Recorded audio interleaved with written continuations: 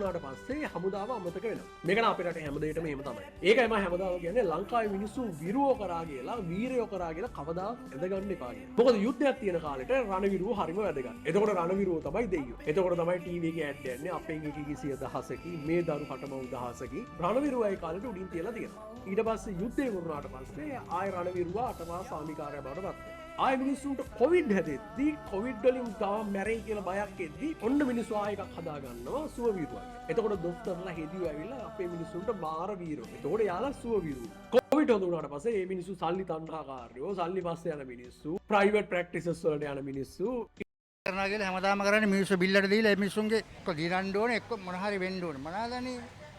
බෙහෙත් ගන්නව නෑ ඔක්කොම දොස්තරලා ඉතරක් කරන දොස්තරලා කිසි දෙයක් කරන්නේ උන් ඇතුළු වෙලා ඉන්නවා. මුන්ට එලා ගන්න ඕනේ මුන්ට ඔක්කොමට.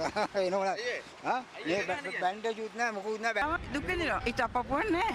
අත්‍යවශ්‍ය සේවාවක් කරපු ඉතින් අය ඇවිල්ලා වැඩ කරන්නේ අත්‍යවශ්‍ය නම්. ඇයි වෙලා තියෙන්නේ දැන් මේගොල්ලන්ට නීතිමය ක්‍රියාමාර්ග ගන්න නෑනේ. ඒකනේ ප්‍රශ්න වෙලා තියෙන්නේ. තියෙන්නේ කිව්වොත් මරලා දාන්න ඕනේ මුංග වෙඩි කියලා. ඊට පස්සේ ආව අපේ රටේ ආර්ථික අර්බුදය. ආර්ථික අර්බුදයෙන් අපිට හම්බුන අලුත් විරුවෙක් ඒ තමයි රට විරුවා. ඩොලර් ඇති වෙද්දී රට විරුවා. ආපහු ඩොලර් ටිකක් හම්බ වෙනකොට පිට රටවල් වල টয়ලට් හොදන්න ගියපු මිනිස්සු. ඒ නිසා ලංකාවේ මිනිස්සු ඇත්තටම අපිව වීරයෝ කරන්නේ ඒ වෙලාවට අපිව පොඩ්ඩක් අන්දලා එයාලගේ වැඩේ කරගන්න විතරයි කියන එක දැනගෙන ජීවත් වෙන්න. ඒ නිසා මේ මිනිස්සු වීරයා කරා කියලා ඔයා මෝඩයා වෙන්න එපා. ඉතින් මේක තමයි